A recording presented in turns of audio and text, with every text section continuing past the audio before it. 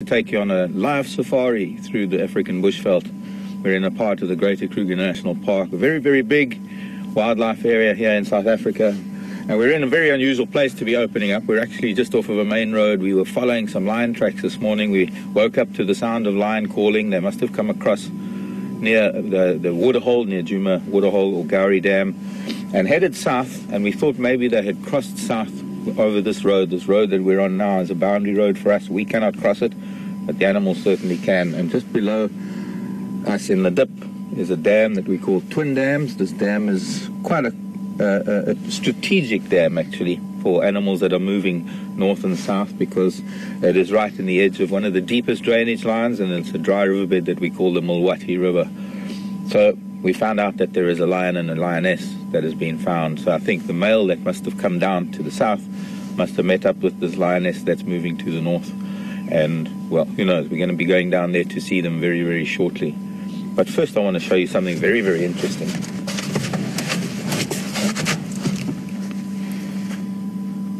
The reason why I can't go straight to the lion is because the safari vehicles have been out already for some time, early this morning. And while we were tracking the lion coming to the south, we learned about the sound heading north, not too much far further east. And so there are some vehicles there already. I'm going to check in on the radio, keep in touch on the radio. Check in on the radio, and I'm going to see if we can maybe get to see them.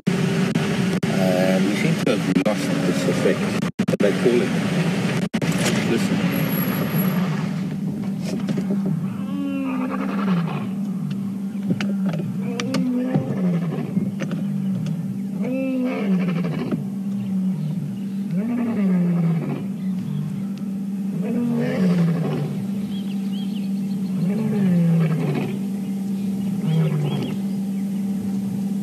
At least 3 lion talking right now. But I wanted to show you this in the morning light. See if any of you can guess what it is. It is almost as though it's one living organism, and this is its breath, early morning breath. It also shows you that we are on our way into winter, one of the coldest mornings we're experiencing this morning. Craig, come in.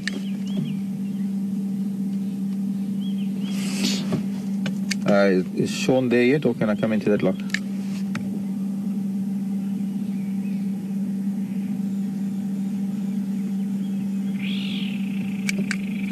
And there goes the radio. The repeater's gone. No, it hasn't. Sorry, Sean didn't copy. Can I come into that sighting, or should I take standby?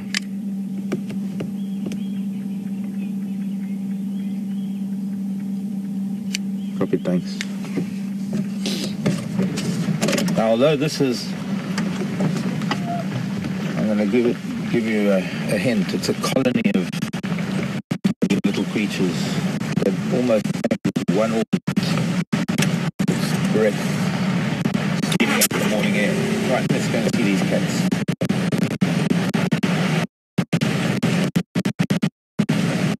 And they're calling.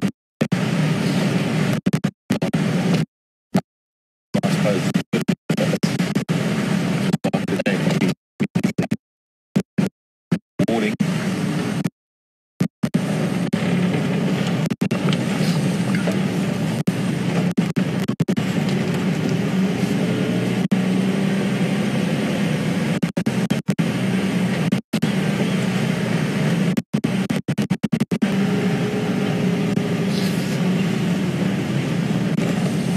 I'm hoping that we're going to be able to hear them roar again. Now what we're going to do is, for now, we're going to sit quietly and see if we can't hear them.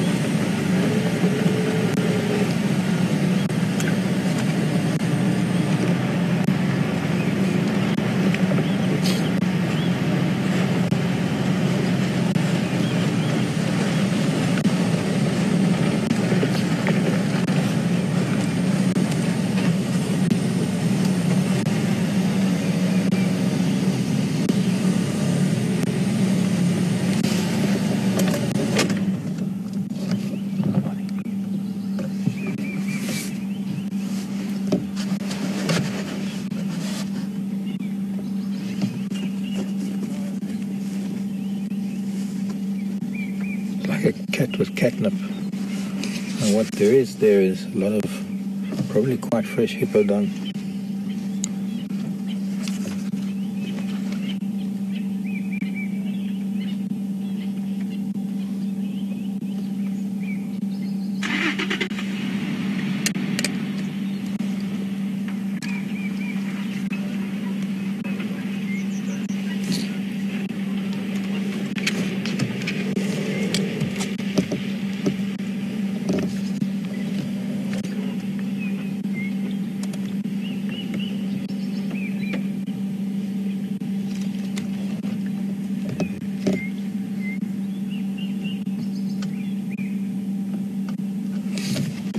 Also a very good sign that she's likely an estrus, and one of the reasons why she has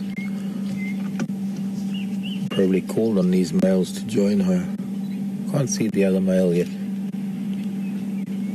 Oh, okay. Thanks, William. William's saying he is here, but he's down in the drainage line, which is the dry riverbed just to the east of us.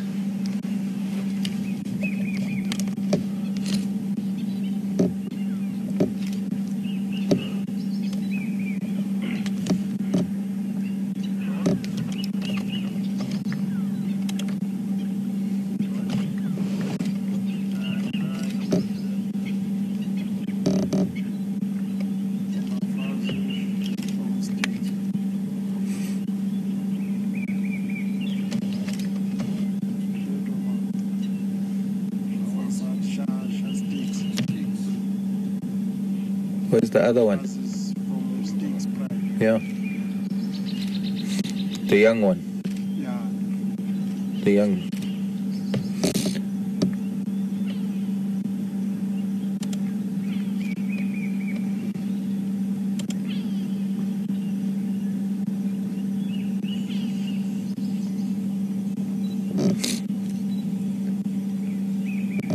Now, her behavior is, well, she's a young lioness, and she's one of two lionesses that are part of the old Styx pride, STYX. And interestingly, this is not the first time we've seen her mating with these boys. And I'm starting to think that maybe she's... we don't know if they are mating yet. We've got to wait and see. But it looks like he's very interested. Why she's rolling like that, I can only speculate. I don't know if she's rolling. Well, it could be that there is also the scent of another cat there. I'm guessing, I'm seeing the hippo dung on the road and knowing how hippo operate, that he must have sprayed this bush. The male is also scratching a little bit. Now, the bush itself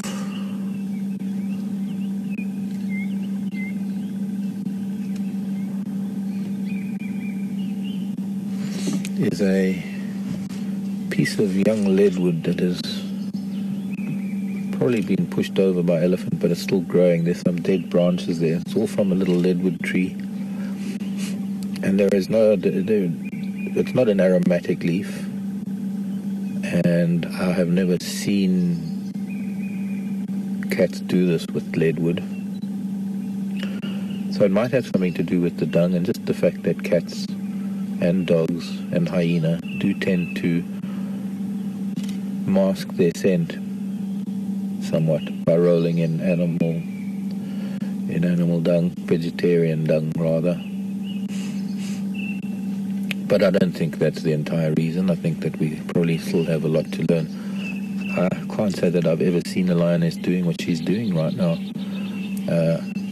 And I've been asked the question a few times if cats out here, the big cats, have anything like catnip for domestic cats. And to be honest, I've never really thought so, because I've watched lion extensively over the last 30 years, and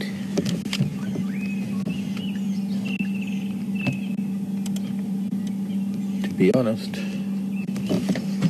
never really noticed them getting all moggy over a plant. Okay, time to keep quiet now. Something interesting is going to happen.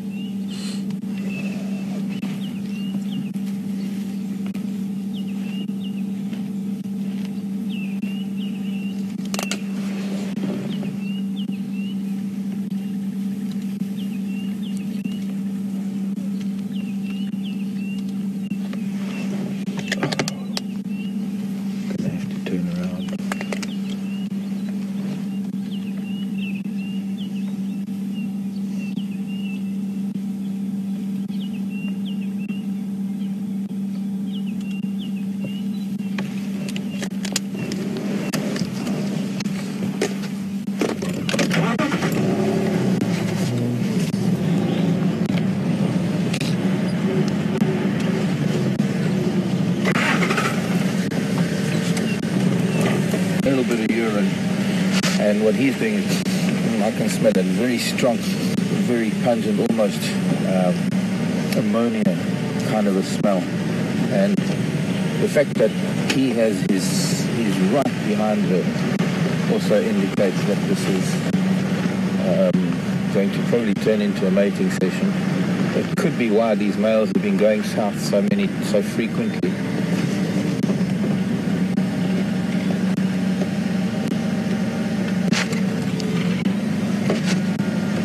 Sorry, I'm going to place that, try and get into a better position. Now, he was grimacing like that. It's not really a grimace. Well, it is a grimace, I suppose you can call it that. But he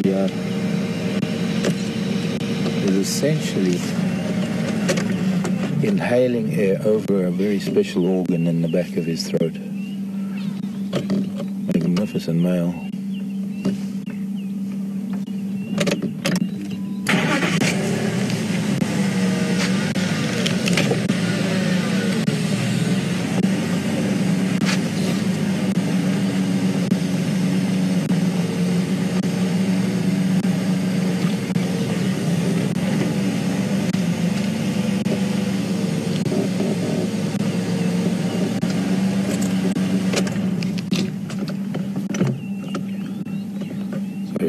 Left to right, left to right.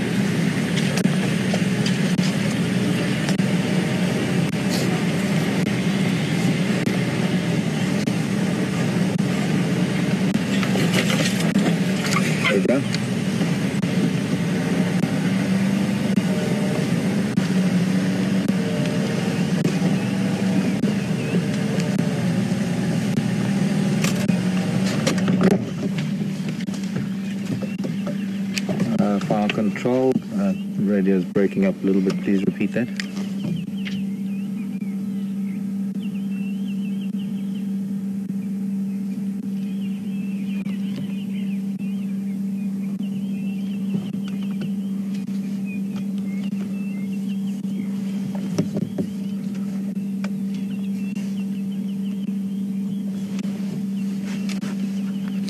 Morning, Katrina.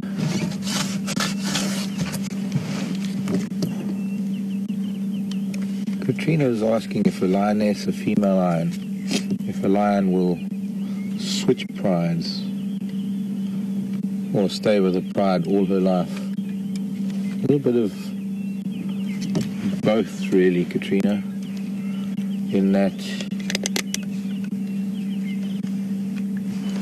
most lionesses stay with the pride, but every now and then, my experience,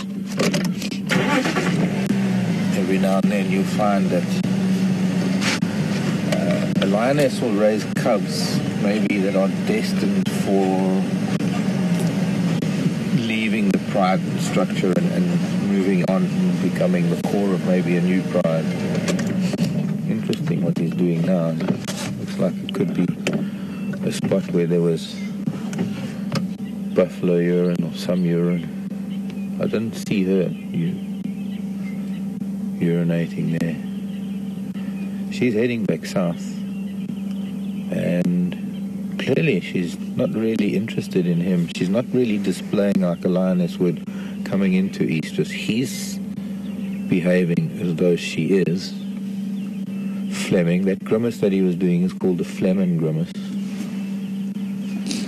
and that is to access an organ that picks up the female, the estrus pheromones in her scent. I can't can't tell you what he's doing now. He's rolling in a spot where there is urine. He's licking it for whatever reason. It's very difficult to get into the mind of a cat. I mean, this is a big male lion behaving like a pussycat. Magnificent big male. Oh, and the light on the other side of the water.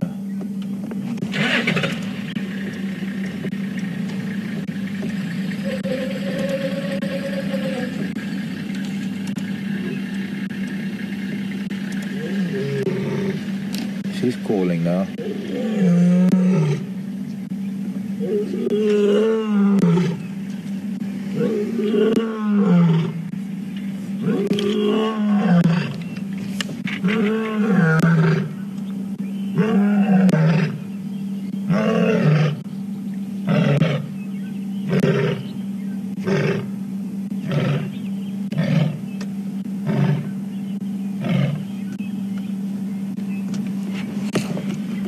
And a woolly neck stork flying overhead.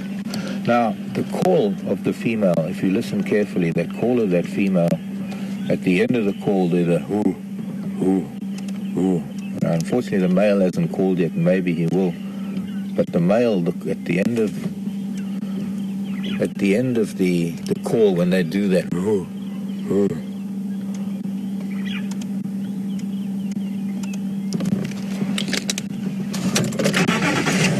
he goes on for a lot longer. She'll only go on for about 4 or 5, maybe 6 times, but the male can go on for 12, 15 times, making that ooh, ooh, ooh noise.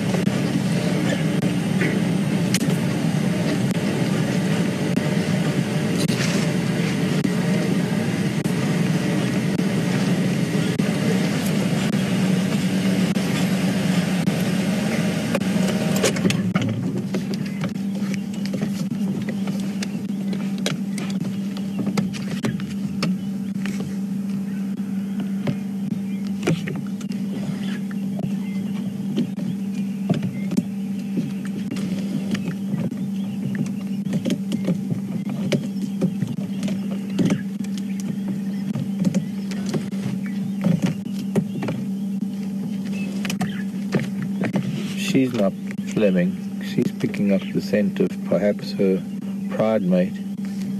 That's why she's calling. Her call is primarily to locate her sister or mother, the other female of the Styx pride.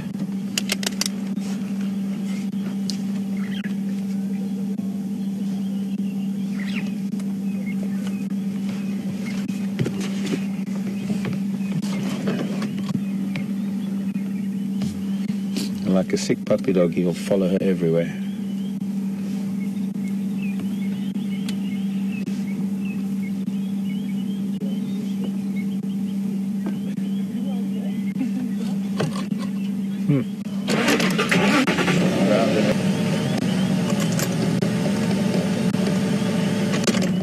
Probably going to go down into the drainage line.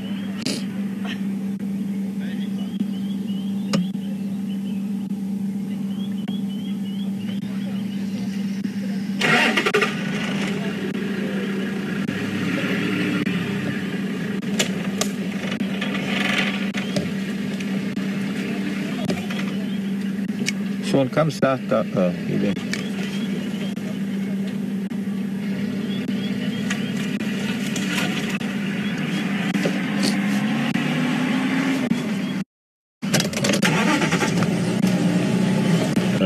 Okay, can't see him too well.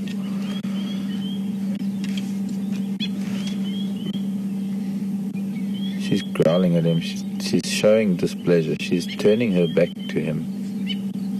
Also sitting down, doesn't want him smelling, doesn't want him doing anything. She's giving a low growl, and the way she turns away like that is and also the ears were a little bit flat. It's just a signal to him to keep his distance, that she's not interested right now.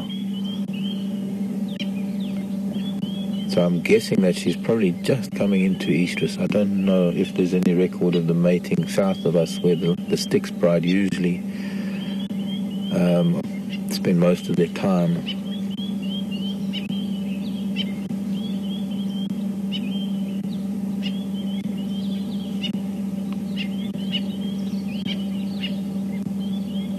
wouldn't be surprised if she snaps at him or smacks him, because he's invading her space and she clearly doesn't want it.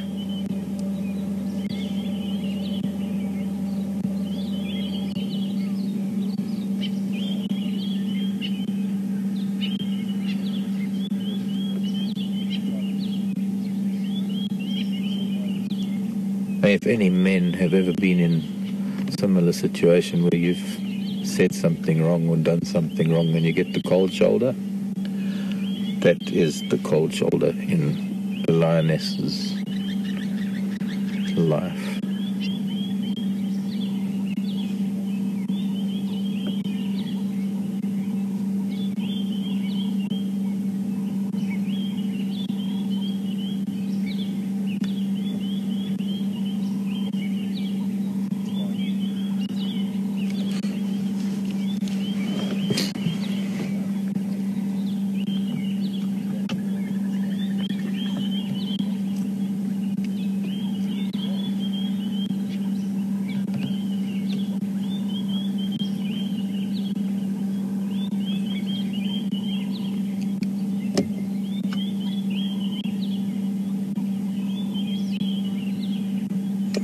Perhaps I need a little bit of help from viewers in terms of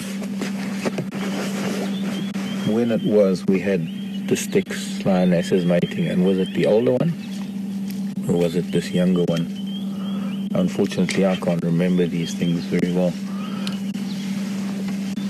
In terms of whether it was 2 months ago or 3 months ago, it might be pertinent.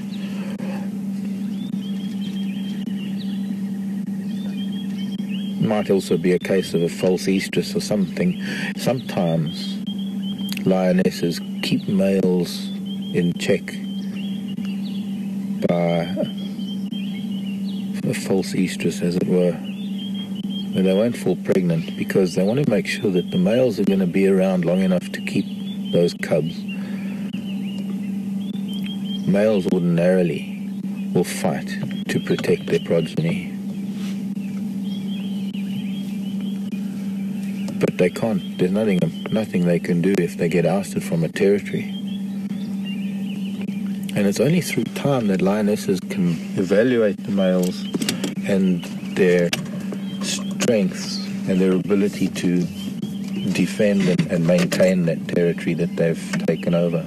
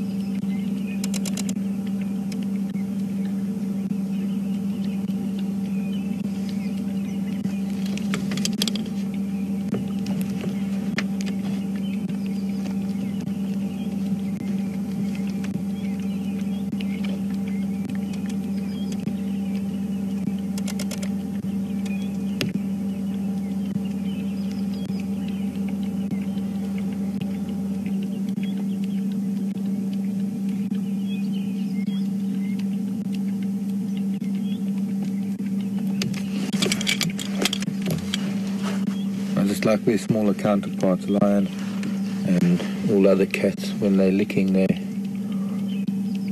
they do get a fair amount of water on the tongue, but they also, it's almost like they lick backwards. So they don't really get very much water in with each lick. So it makes it look like they drink a lot.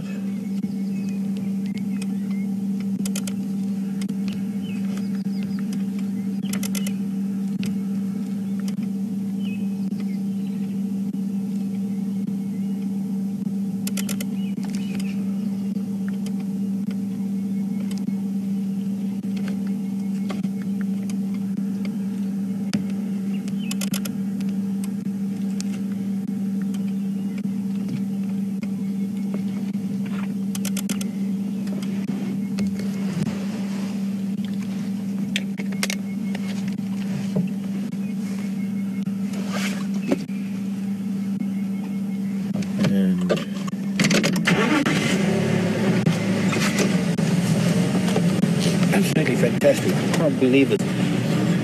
We've got perfect conditions with beautiful morning light. I call it lion light because if there is ever a time to get the light in the lion's eyes, it's now. Watch this as he comes through the bush.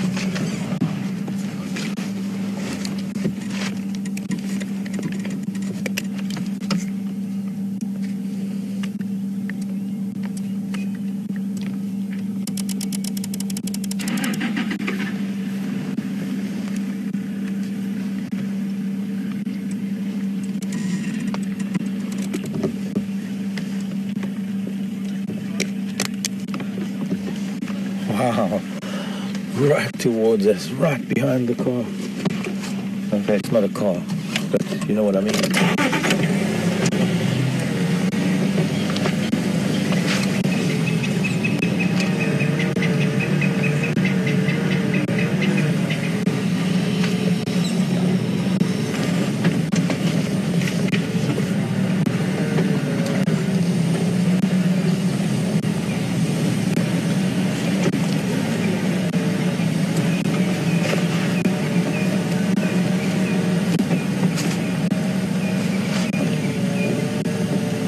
Now, it'd be interesting to note, we saw them, trying to think, a couple of days ago with very, very full bellies down at Biffles, or rather up at Biffles of Dam, up, down, I suppose north of here, so we can say it's up at Biffles of Dam. And this is the smaller of the two males, and he was full, but not nearly as full as his bigger brother or comrade.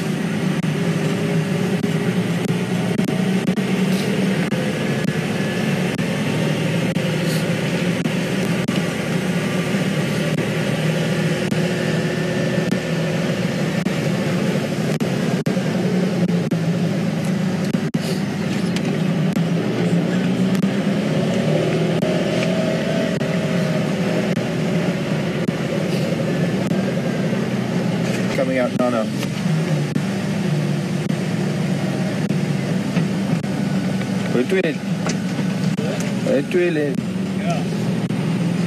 I'm just gonna go check in on my watch, but I'm sure he's coming now.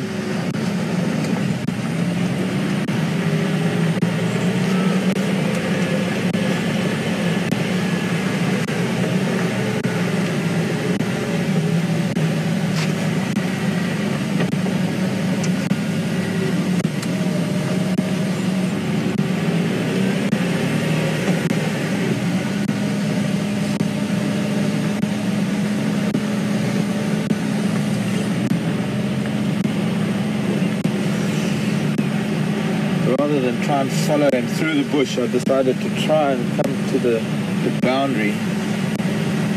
It looked like he was making his way to the edge of the riverbed but he could just walk in a straight line south. We'll just check in the riverbed quickly. I hope sand lullabies. He is approaching them. Oh, Sean, keep coming down the riverbed.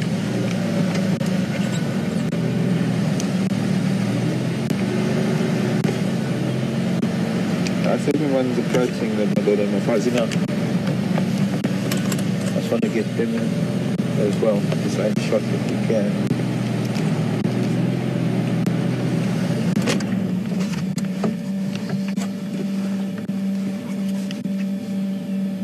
Two at the moment.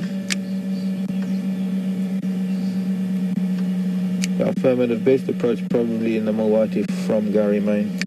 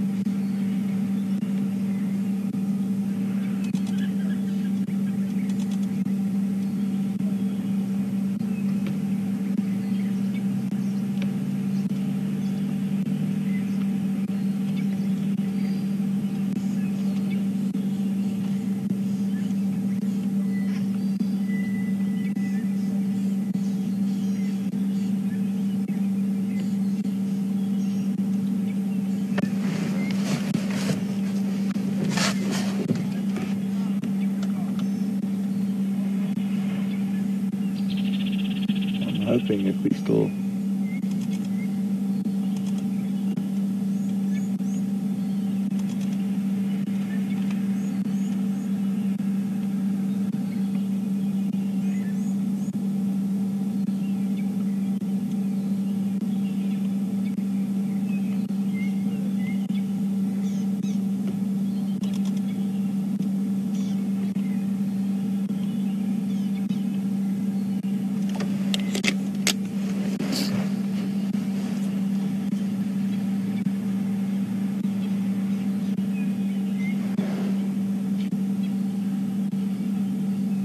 Mark, I copied that message. Is that Tom?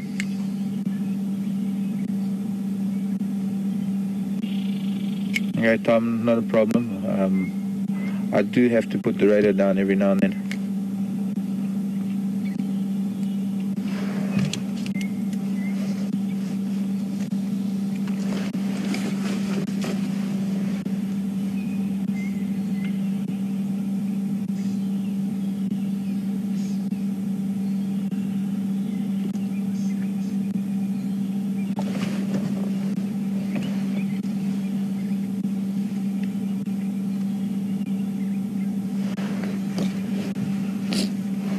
Final control, do you copy?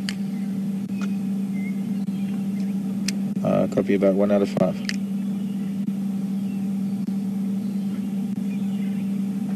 Copied.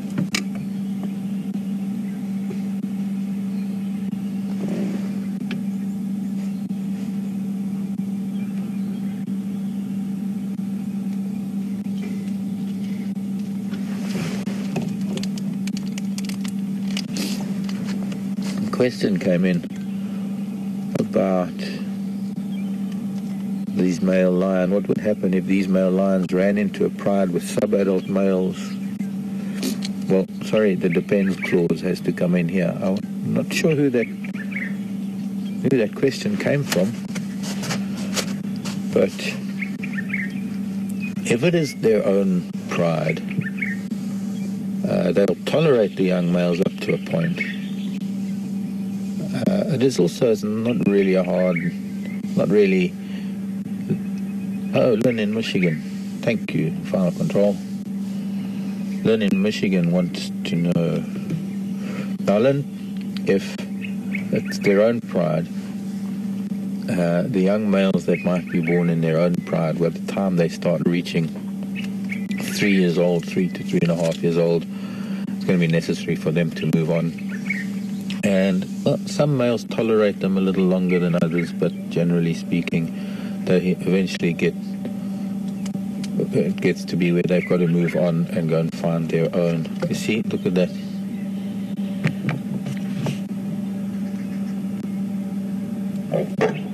she doesn't want him yet. Gonna call.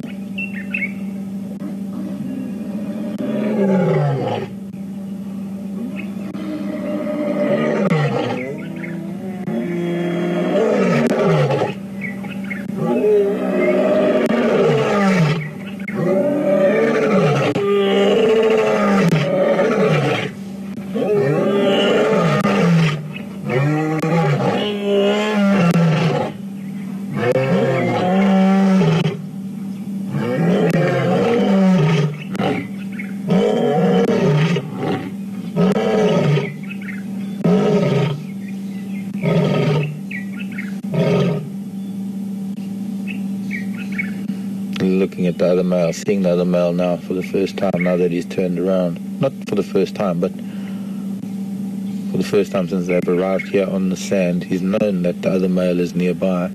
Interestingly, the other male played no role in this calling at all.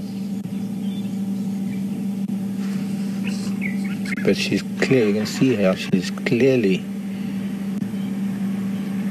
she's, I guess, playing hard to get, because she's not giving him a direct no, she's not smacking him away, but she is getting to the point where by turning away from him and folding her ears back a little bit, and this is displacement activity she's doing now, chewing on sticks, which is probably similar to the activity that we were watching earlier in terms of her rolling on that piece of leadwood, which was more displacement than anything else, and a means to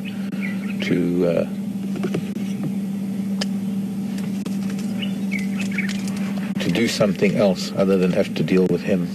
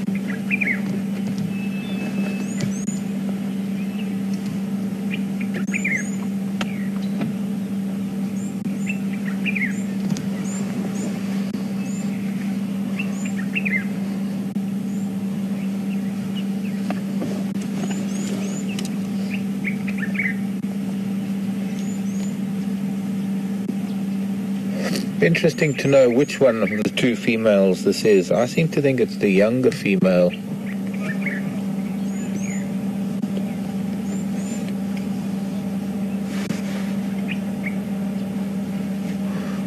Ramay wants to know, why did she roar? I love the why questions, because it makes us think, and we can only maybe come to some understanding by asking why. But there are often times when we actually don't know the full reason why things happen.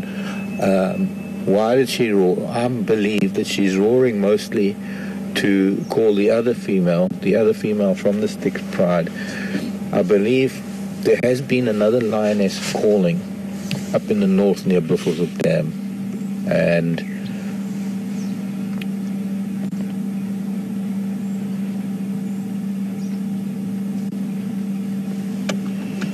there is space for one.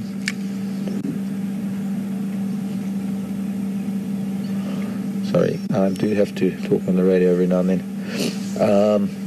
Whether that lioness or that cat that was calling in the north is responding to this lioness, she's calling, he's just joining in because he's just advertising that if she's calling for other reasons other than being alone and looking for her pride mate, the other reason she could be calling is because she is coming to Eastus and she wants to call and listen for other males. Maybe she's not interested in these males. Another reason why a lioness would call. Another reason why a lioness might call is also it's part of the pride bonding when they call together and to maintain their own territories. She's going to climb up. She's just doing just a stretch and a scratch. Morning, Sue. How are you? Good, and you? Good.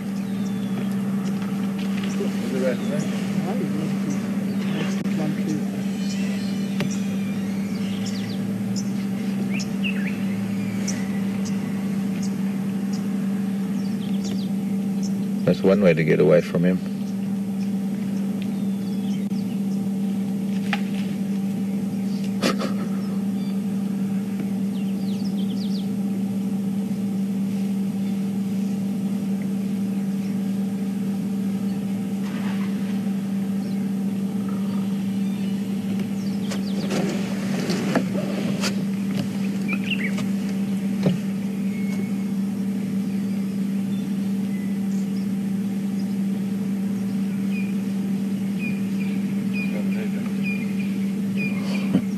Probably going back to the dam now.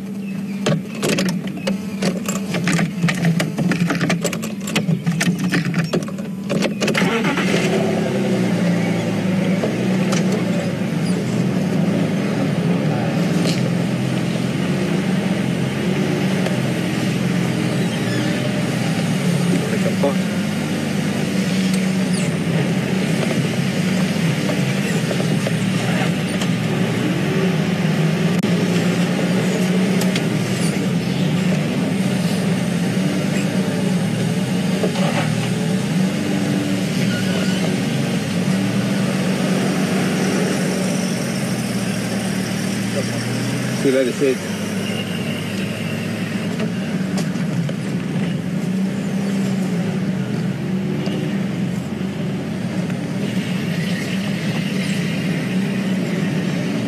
I'm going to sit with him a little while. It's just really lovely light on him. And we'll see, because he's possibly going to stand up and go. They seem to have gone back up on towards the dam. I'm going to see what he's going to do now. The other two vehicles follow them.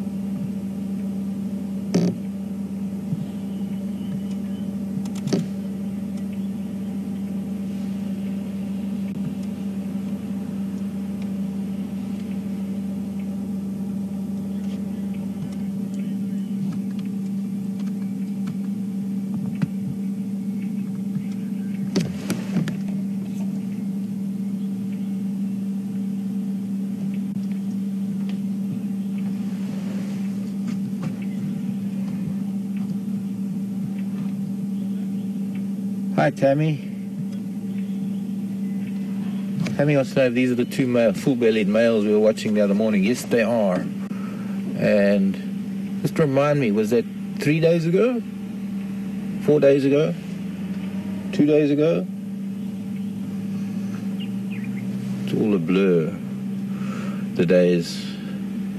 We see so much, and so much happens every day that we sometimes have multiple days all in one day. Especially doing a morning drive and an afternoon drive. Sometimes you get the feeling that you've had more than your fair share of fun in one day.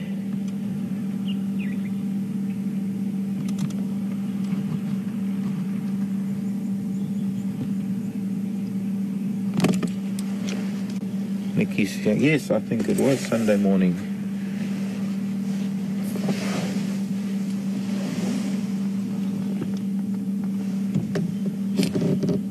sure he's going to come along and start sniffing around where they've been.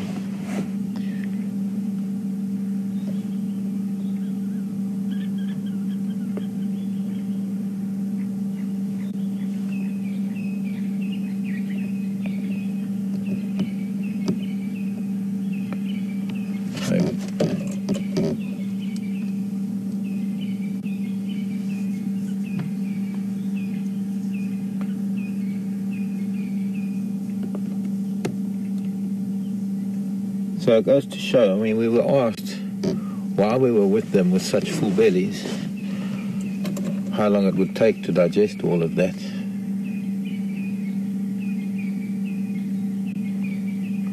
Now, from where he is now, the angle that he was lying, he could see them going up there, but I doubt whether he could see where they went from there. So he's probably going to sniff their trail from that point now, unless he can see them. Let's go and follow him. His brother.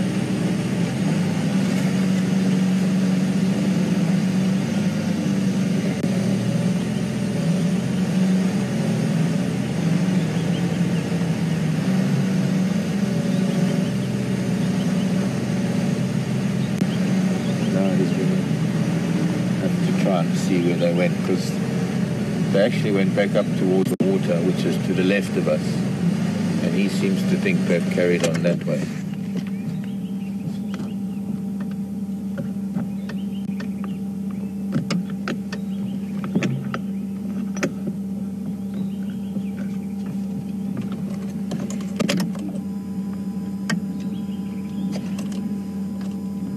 Okay, I'm going to catch up with him. Or do I want him to walk out a shot? Let's get level with him.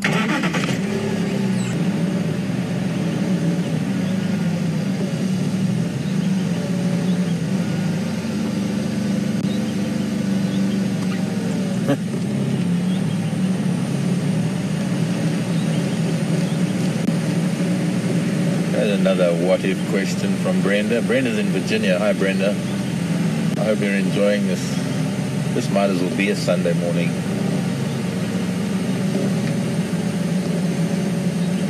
What if the female prefers this brother?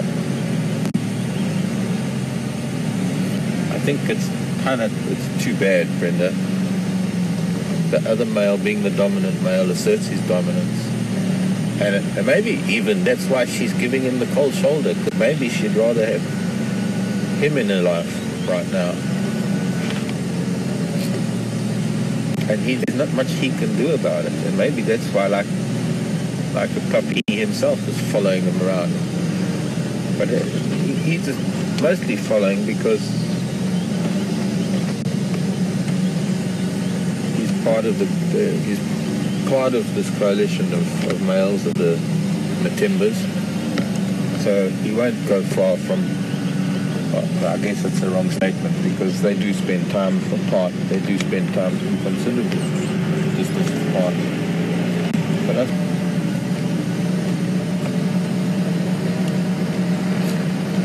back to where they were originally when we first got here. We've done a huge circle around Twin Dams. I don't know where the other two are. I'm going to find out shortly. We'll see how good this lion can track his brother.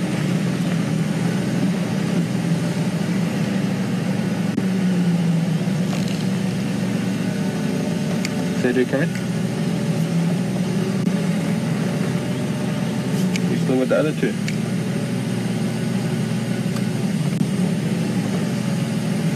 Okay, this other Madura is now heading up Twin Dams, heading north. Yeah, firm.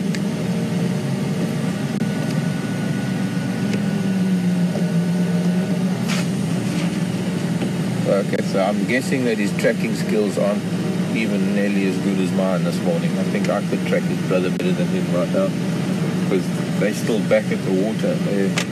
Unless he's just heading back north because there's nothing for him to do here right now.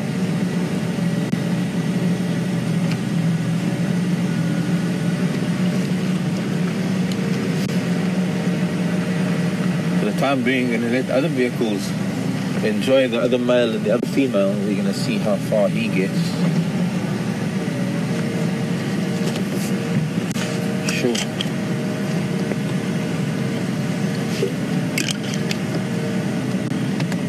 This is exciting stuff. Spending time with lions that are active.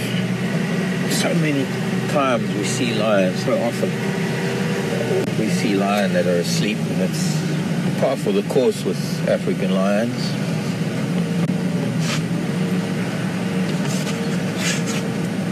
And very, very soon, these cats are going to find themselves in some shade. The sun's coming up, starting to warm up nicely. It was perhaps one of the coldest mornings we've had so far. In fact, the second morning, that is a very, very clear, pale blue sky, very typical of our dry season and winter months. And I know for a lot of people who are in the northern hemisphere, or maybe even some of you in New Zealand, it can get quite cold down there. But for those of you who do experience real cold, it is sometimes quite that we are all bundled up. We're not in winter yet. I've got a few layers on this morning. It's probably only about 15 degrees, maybe a little bit colder down in the dips because the colder air settles in the dips.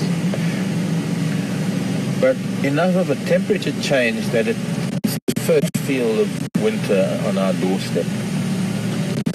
Apart from the leaves changing and the dry season well underway.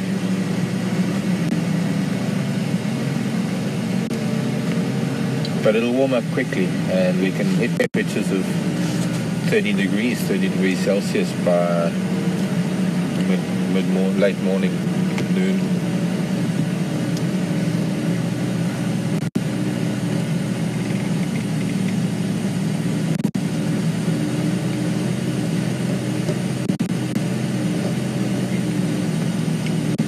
So we can consider these two separate blocks now. This other, my daughter is now almost at elephant stop.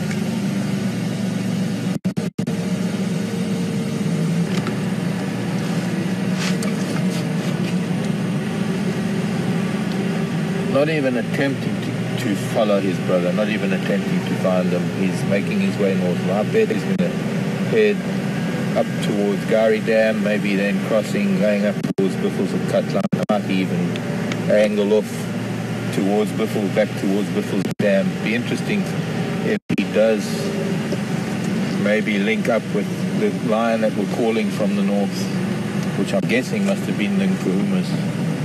He is sniffing, he is smelling, but I don't think he's smelling to see whether they were walking here. I wonder what that is that's hanging from his mane. Probably just some nut from a kill. They look soft and cuddly, but I have to be honest, they've got quite a rough fur, but it is also very, very dirty and very smelly, and it does harbor various types of bacteria, some of which can be quite detrimental or debilitating to us humans just by touching wild lion. And at times when I've been involved in darting exercises for research purposes or for collaring, I've had to wear gloves because you have to wear latex gloves because you can't get that bacteria on your hands. Because, as you know, we drive these same roads, and every now and then there's a kudu or a giraffe or buffalo, and he's on quite a mission. He's bound to walk past some animals.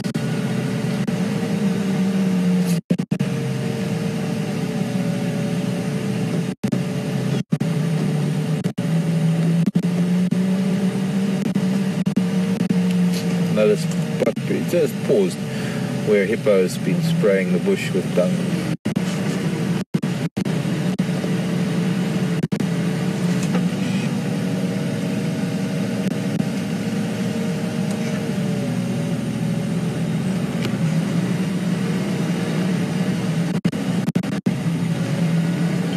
Final control, please repeat.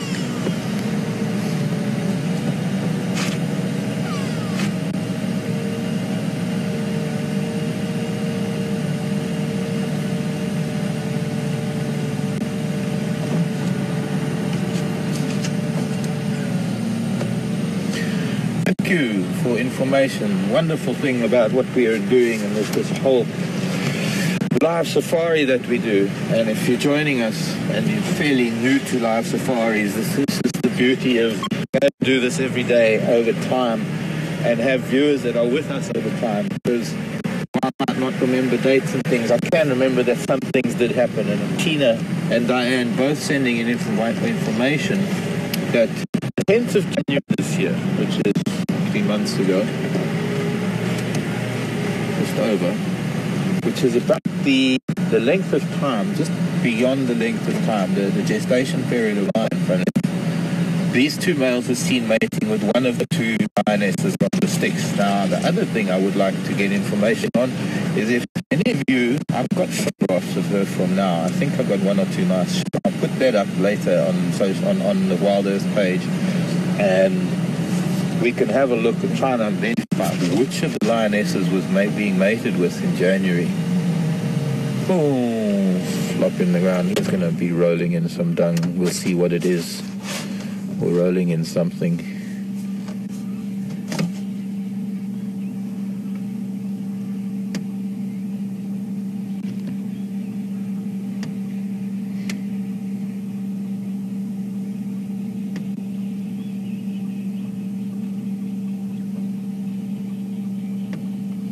Now I need to actually go back to that leadwood where she was rolling and playing and see if I can smell anything there other than the evident hippo dung.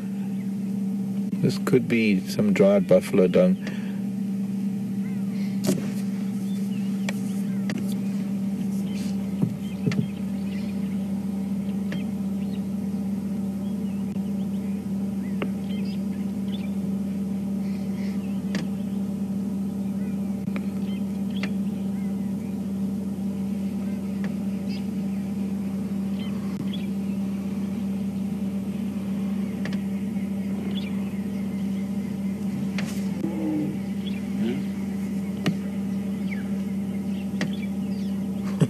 I wonder. Oh, he's going to start roaring.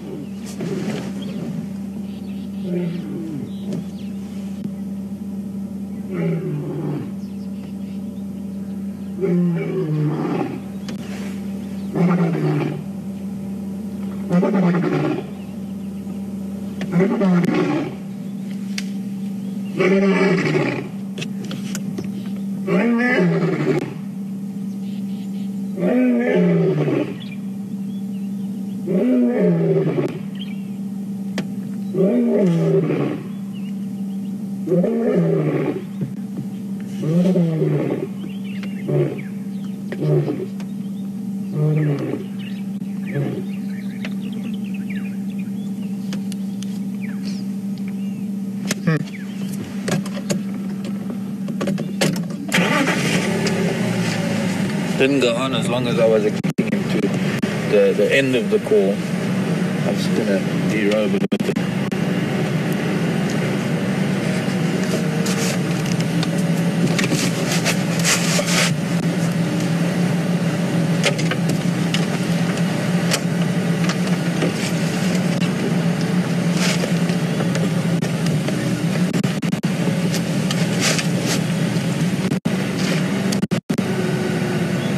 Taking layers off as it starts warming up.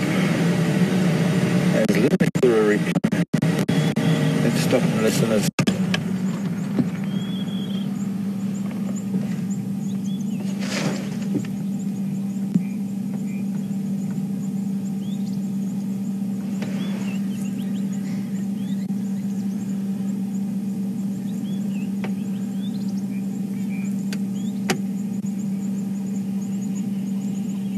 Now, I thought that perhaps he had decided to just leave his brother. But when in doubt, lie down.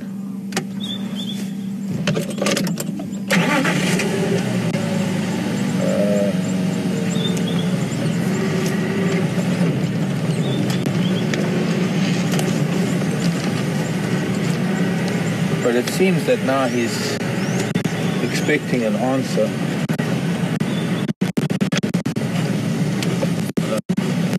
Because because we're sort of directly between him and Twin Dam, so we're just going to move off to the side in case he does get an answer. I'm just going to find out from them. Ruan, come in. Are you with us, Ngala?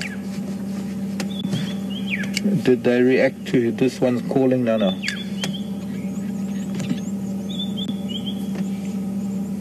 Okay, we couldn't hear it from here, but evidently at Twin Dam. I'm at Spaghetti Junction now, just before Chelapan.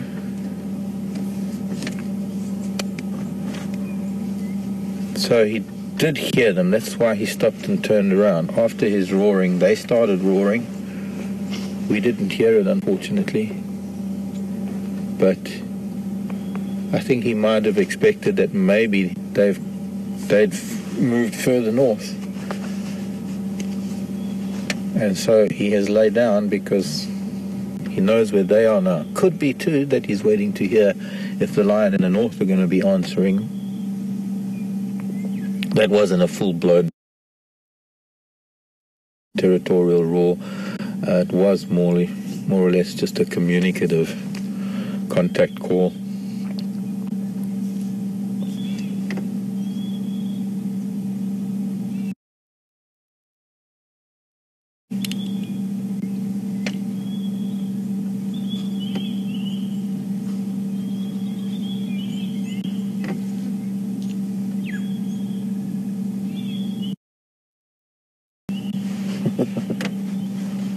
I just had a flutter in my hat. Something was tickling my head, and it turned out there was a moth stuck inside my hat, probably from last night still. What a strange sensation. Getting a head massage from a moth. I'm getting from flies. Yes.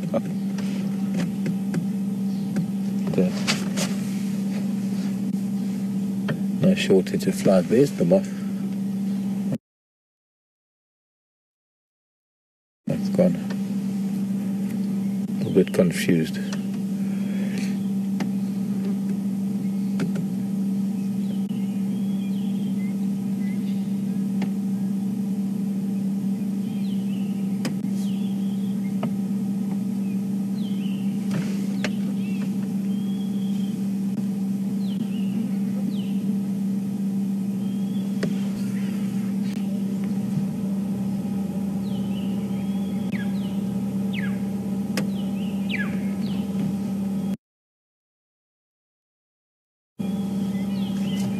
Now, any of you who are joining us for the first time, I'm sure this must be quite an experience for you. And this is lowercase questions at WildEarth.tv. Conversely, if you're familiar with Twitter, you can tweet to hashtag SafariLive, hashtag SafariLive, one word. And it would be great to hear. Quite a unique opportunity to have many people on one vehicle from all over the planet being able to experience this beautiful morning with us. Where are we? Midweek, I think. The only traffic I've had to experience this morning, a lion in the road.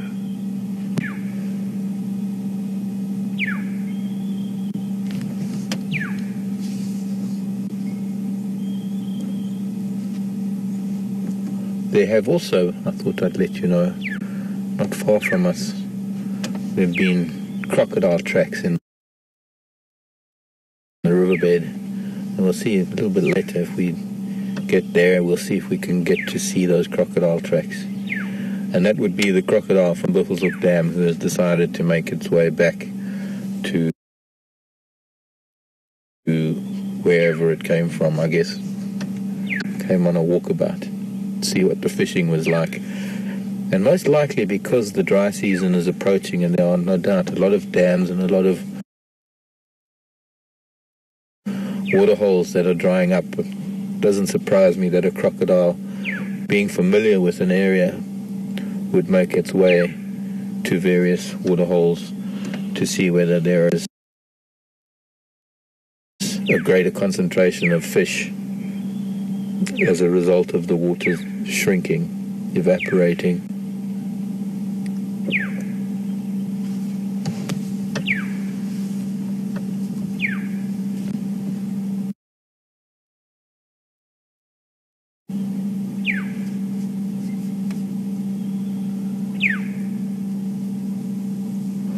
I think maybe we can leave him be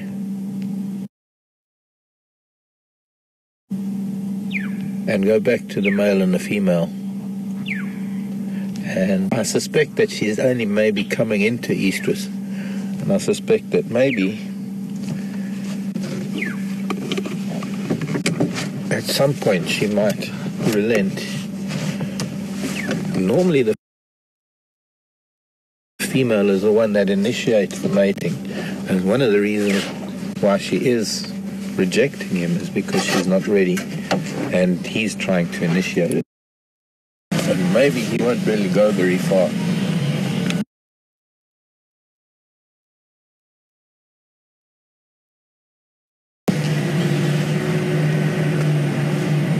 And with lion, but it just seems under the circumstances this is a little bit hesitant at the water. So these cats are somewhat familiar with crocodile presence.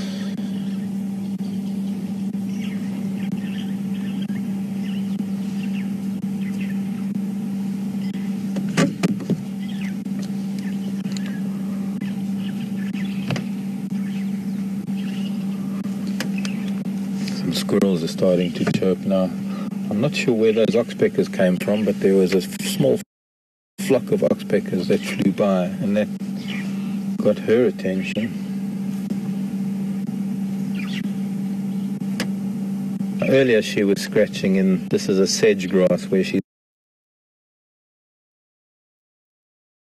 at now. It's known as cyperus. Not cypress, but cyperus. It's a type of sedge. She's doing now what she was doing earlier, urinating a little bit and scratching with her hind legs. She has glands between the toes, and they do secrete a hormone, perhaps a pheromone. We'll see. It'll be interesting to see if he sniffs that area now and what his facial expression will be. I can see the other male approaching. He's coming back from the northern end of the dam, but let's watch this one for now.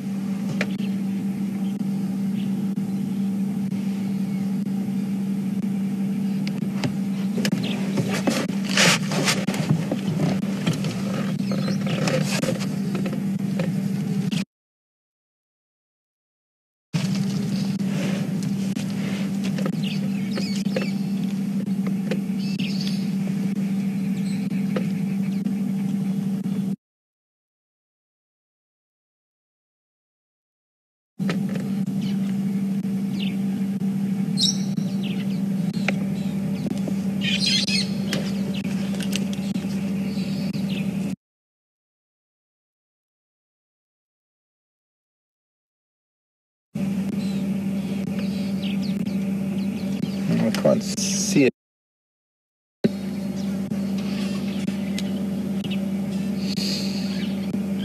And the other male seeing the two of them now.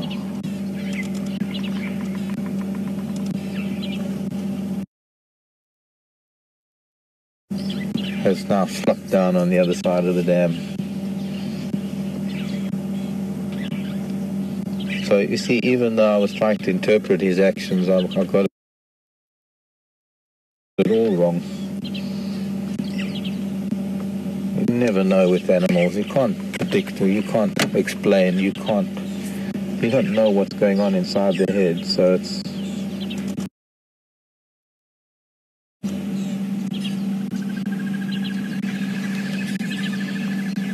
It's wonderful to be able to spend this time with them and to be able to, in retrospect, understand their behavior rather than to try and explain it while it is happening. But it's one of the reasons why we try and spend time with them for observation and learning and understanding, because it's only through that we learn anything. But it is always a one-off thing. What we observe today might not be the same for any other circumstance of similar activity.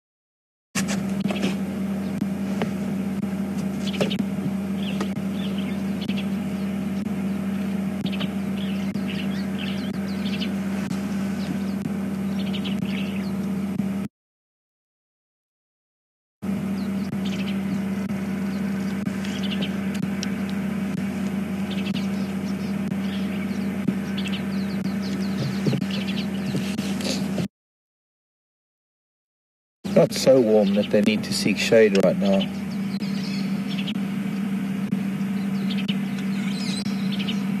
Still a little bit of a cool breeze, especially down here close to the water. And if anything, maybe seeking a little bit of the sun's warmth, as opposed to maybe a month ago where by now it would be getting very hot and they would be in the shade already.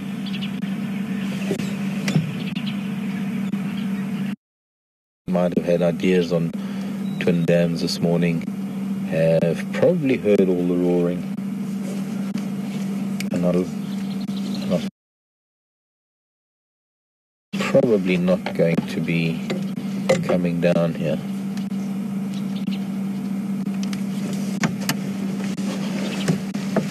Species, could be the same individual.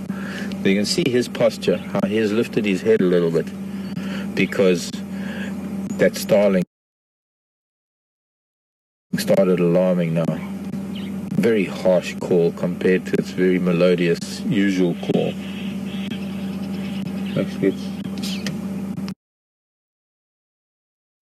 can't be the same one, it's a slightly different direction. I can hear a squirrel alarming too.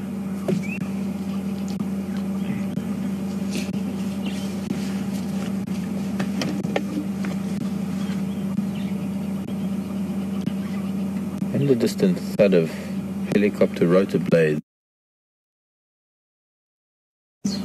You might have heard that. Way to the east.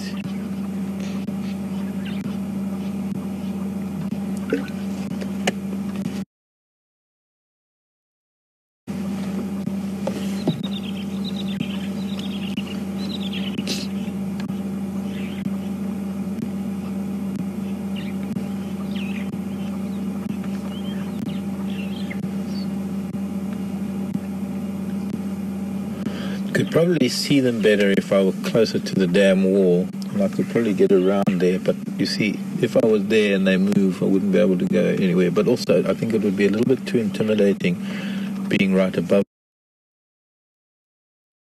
If she's going to suddenly change from being somewhat rejecting of his advances to actually flirting and initiating.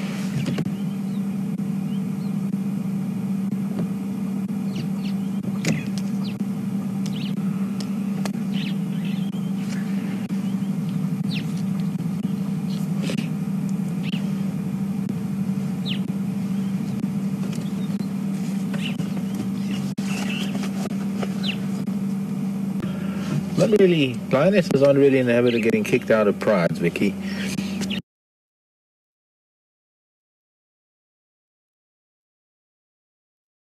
Is only the two lionesses, hoping that some of this mating that we've been seeing is going to result in something. Oh, there we go, with an answer to things. Very interesting. Unfortunately, it happened behind the bushes. The two of them came to lie down just behind the dam wall, and the brother, knowing now that they are here, he's on the dam. He's going to come around this side. He couldn't see them, and so he thought they might have headed further south. Now, he's been very good about keeping his distance up until now, and I was asked not many minutes ago whether they would fight. And of course what happened is that he poked his head above the dam wall, and it was just too close for comfort for this bigger male, who actually chased him off. In fact, both of the cats kind of got aggressive with him and made him keep his distance. I think that's all it really takes. But you see, and now he's growling, the old man. He's lifting. He's doing the Elvis growl. This old man does sort of lifts the one lip and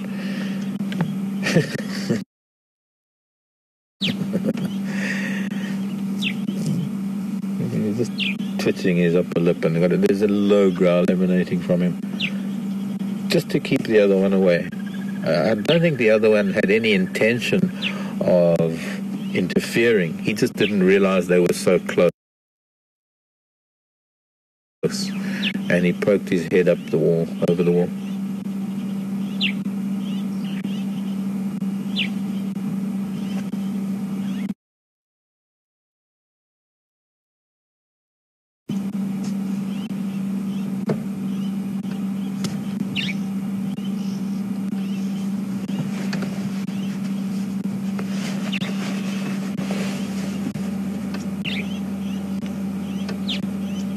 But interesting, very. When we were down in the river bed, and we had been following the second male, and we went down and around into the riverbed, and we found him again, and then we saw the couple that was sleeping on the sand.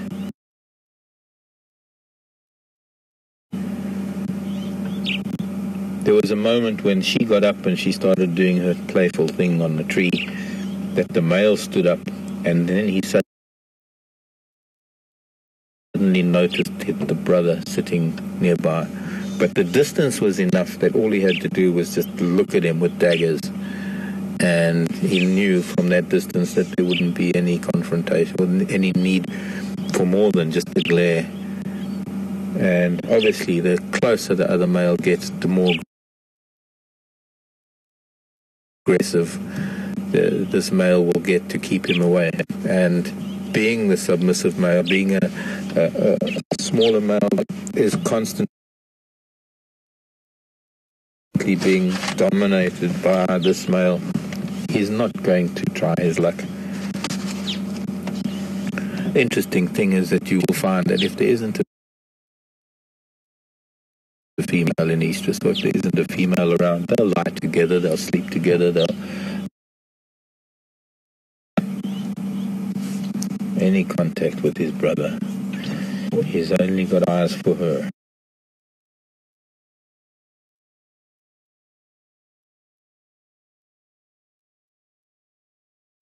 And I hope that they're going to be here at Djuma for the next few days, because they'll probably be alternating between here and Baboon Pan, just south of us, and with a little bit of luck heading further north. But not really likely, because the sticks are more a southern pride, and so it's most likely that they're going to, I hope, stay around here, and we'll be able to see. And even if we can't see, maybe we'll be able to follow it through the information we get from other guides about how this is progressing, how long it's going to take. Because I would imagine, my guess is, and unless it started yesterday, my guess is that this is all something that was initiated this morning. We had tracks of the males coming south, and while following them and expecting that maybe we had lost them, they may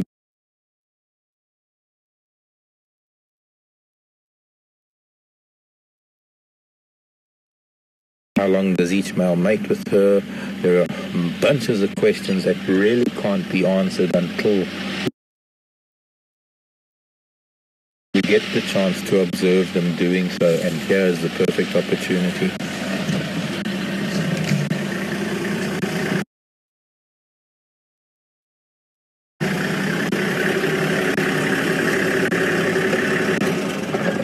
He didn't realize that they were so close when he popped his head over the wall.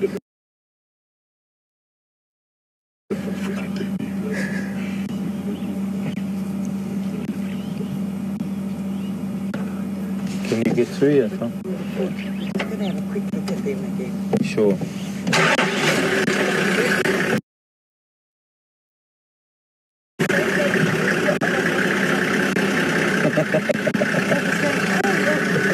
Sorry. I was talking to you and all the viewers.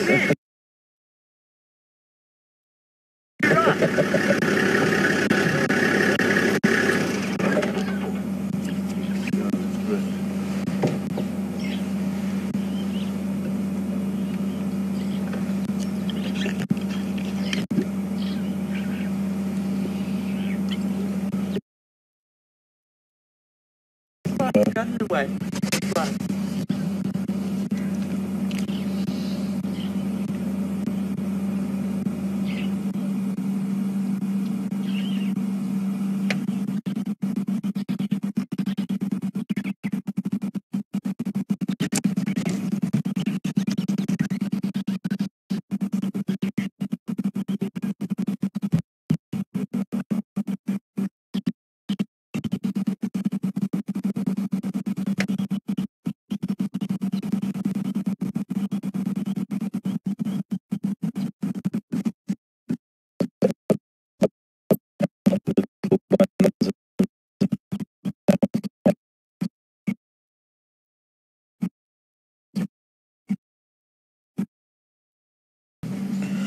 Go ahead.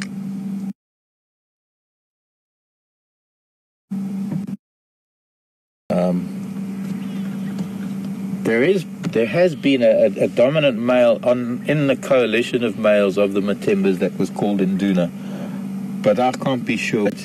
Interesting question from Rena. I think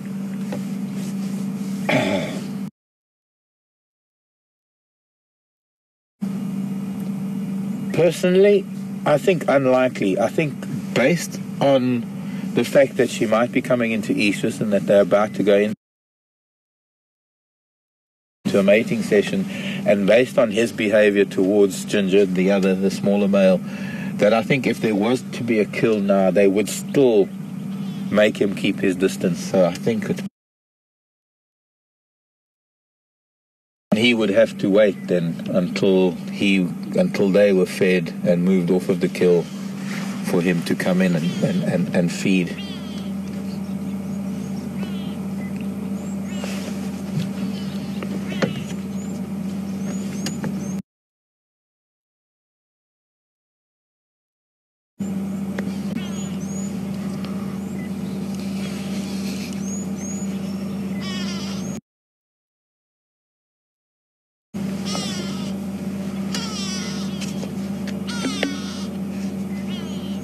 go-away birds are now starting to alarm. You can hear that.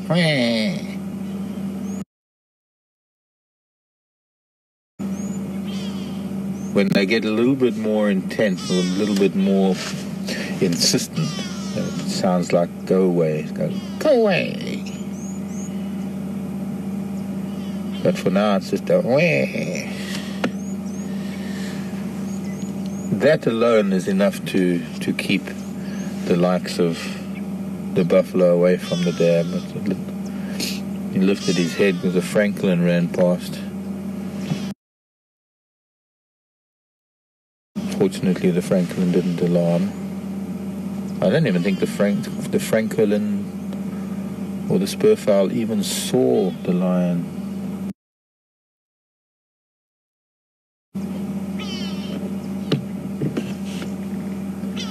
Very attentive. He's listening.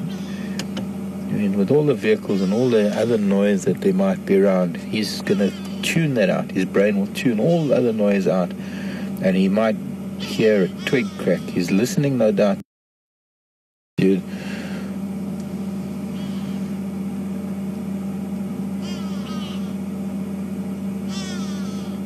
You can almost see the expression change when they are concentrating on something, when they're listening to something. Of course, when they're watching something, that's very, very easy to see. Yeah, you're welcome, Ryan. Where about you now?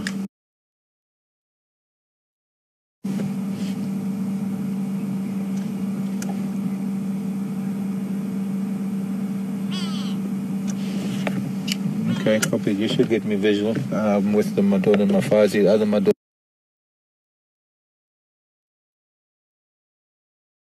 is on the other side of the wall at the Mati.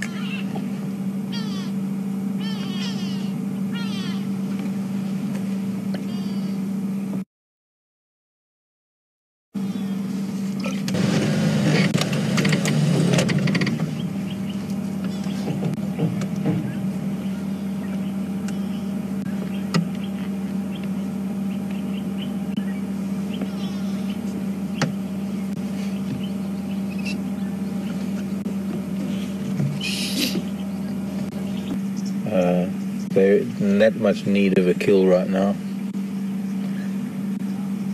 I'm sure they could eat though.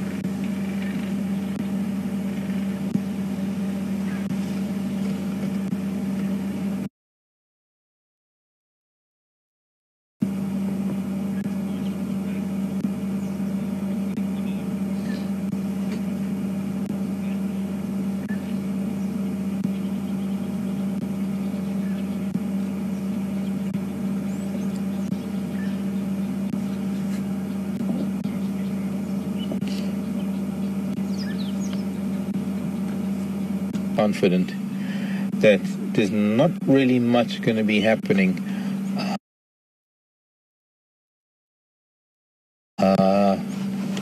in terms of where they go. They're going to most likely be around here for the rest of the day, for most of the rest of the day. I think, if anything, there might be the odd